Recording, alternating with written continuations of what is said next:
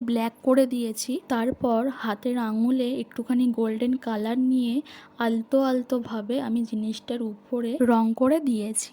আমি কপালের কলকাটা খুব সুন্দরভাবে সিম্পলের ওপরে গোল্ডেন কালার পেন দিয়ে ডিজাইন করে নেব, কারণ কপালটা খুবই ছোট, যার জন্য বেশি আর কলকাটা করলাম না, একটু হালকার ওপর দিয়েই কলকাটা করে নিলাম। কলকাটাও আমি গোল্ডেনের ওপর দিয়েই করছি, আর তার সাথে একটুখানি গ্রিন কালার দিয়ে ছোট ছোট একটু টিপ বানিয়ে নিচ্ছি।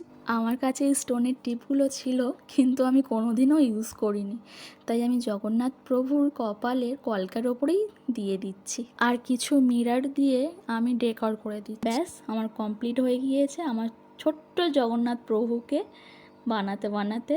তোমাদের সাথে কথাও হয়ে গেল।